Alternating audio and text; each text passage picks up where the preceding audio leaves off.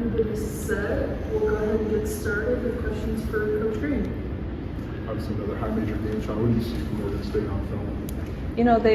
They're big, number one. They're 6'7", 6'5", 6'1", 6'1", point guards like 5'10". So that is going to be obviously create some challenges, just the size. And they run a ton of stuff. They're similar to us. Like they run a ton of action. So we're not going to be able to prepare for every little thing they do. We got to really stick to our principles. But this is a team, even though they may not have the wins this year, this is a team and a program and a culture and a coach that's used to winning and winning at a high level. So we got to be ready to go. We got to really lock into our defense. And we got to be really solid with box outs and all the little things just because of their size across the board.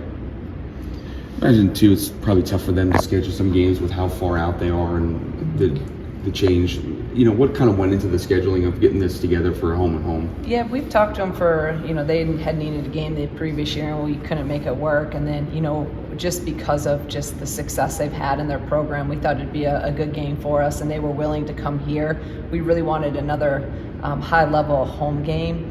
And this was, scheduled over almost a year ago. So we wanted that, and then also, we got to go back there. So I thought it would be good next year because we also have to go to Oregon next year. So I thought it'd be good to kind of see early on in the year what that trip would be like as a little prep for Big Ten play.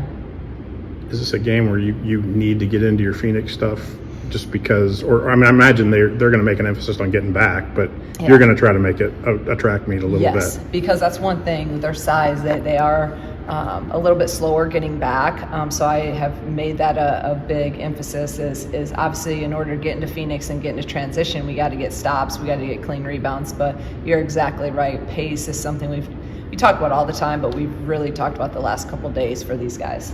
How's Jen doing since leaving the game on Monday?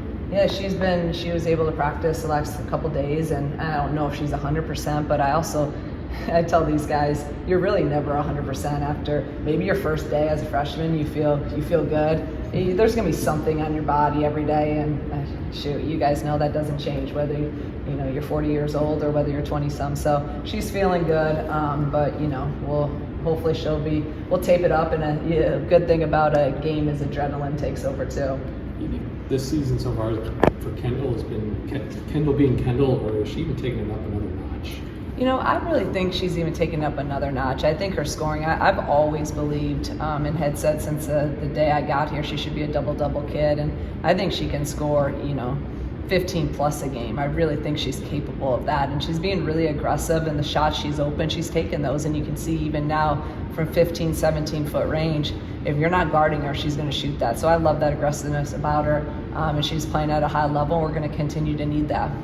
So I missed it. I know Barry had a doctor's appointment at one point. How'd that go, and is there any timeline on what that could look like for her? Yeah, whenever that was, when it was last Friday, it was 3 weeks from then. So we're almost a week in, so a couple more weeks if she progresses well, which she is right now. That has to be a breath of fresh air. I haven't seen her in that. It looked great. And it could have been longer. So yeah, that's the best of the worst case scenarios. Regardless of whether, I know you have opponents to prepare for throughout the season, but throughout this 4 games stretch, what do you like about what you're seeing just internally about your club right now? I like the consistency. I think that's something that we struggled with last year. I think defensive consistency is something I've been really proud of. We've come out no matter who it is, no matter what opponent does, what their strengths are, big, small, fast, slower, pace, whatever it is. We've been able to really hang our hat on our defense and our rebounding, and that's something that, again, is the staple of our program and what we always want to be able to hang our hat on, and I think we've been really consistent with that, and that's then led to, us to be able to play a little bit faster, but definitely the consistency in our defense. Given what you guys are doing on that side of the rebounding and defense, what can this look like when the shots start to fall the clip that maybe we've seen them fall out in the past? Yeah, I think we're the last couple of games we've shot it better, but yeah, I think that's the upside we can still, because we're not a finished product. I mean, it's still November, it's still early, we still got to get into a flow. You still see, we're in and out some of practices with some of the things we've dealt with injury wise. So I just think that that's a work in progress. But if our defense is where it's at right now, that's what I'm more concerned about. But the shots are going to fall. We got a lot of open shots the other day, and we were hitting them. So I think that'll just consistently just continue to evolve and get a little bit smoother. The defensive piece that Dahlia brings, but what have you maybe seen from her offensive game kind of growing and becoming such more of an efficient player? Yeah, I mean, she's finishing at a high level right now, right? And the first 2 years I was here, I felt like she got to the rim, but, the finishes maybe weren't as consistent. So she's finishing at a high level. She's getting to the free throw line a lot more. She's able to hit her pull-up jump shot is very efficient. She's hit 1 3. She hits threes in practice, so I know that that's going to translate into games.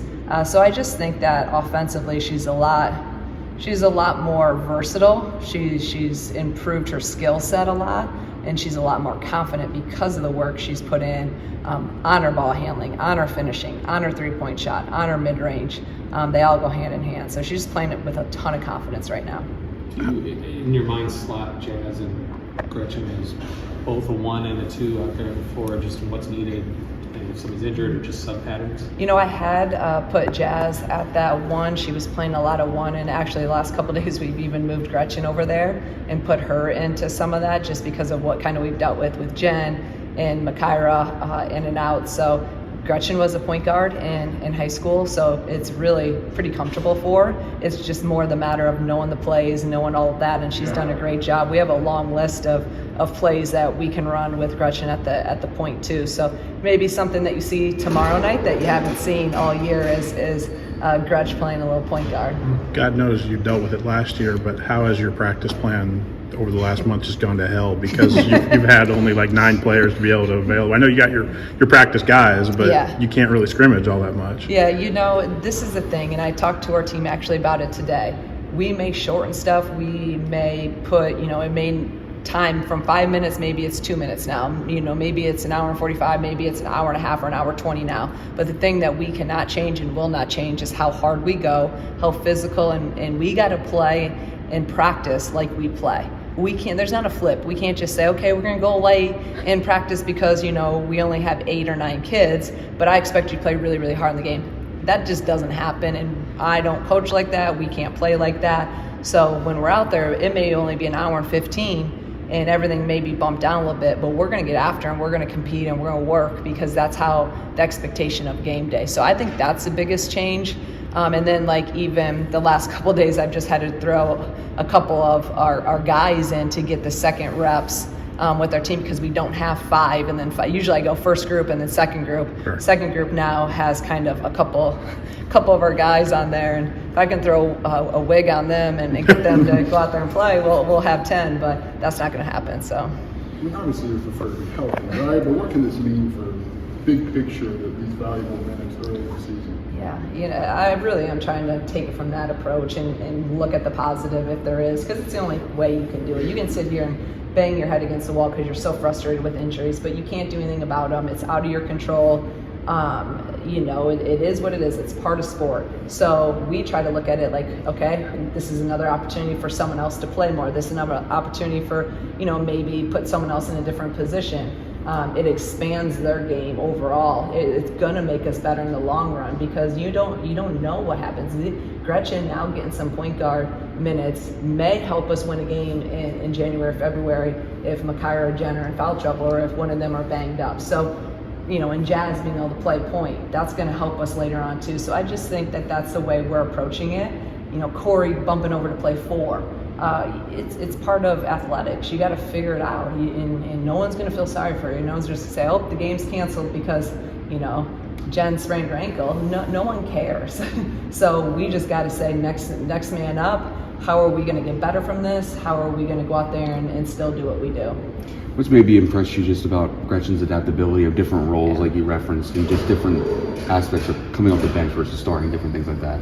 Gretchen is just so even keel anyways, and so just like, what do I need to do?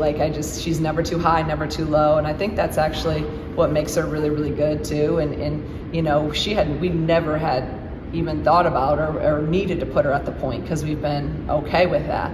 Well, in the last few days, we decided that we need to get her some reps. She's like, that's fine. She listed off a whole line of plays of what she knows from the point. And I'm like, that's really impressive for someone that this was never even something we really talked about or needed. And now she needs to do that. Coach, I know these plays, I'm good.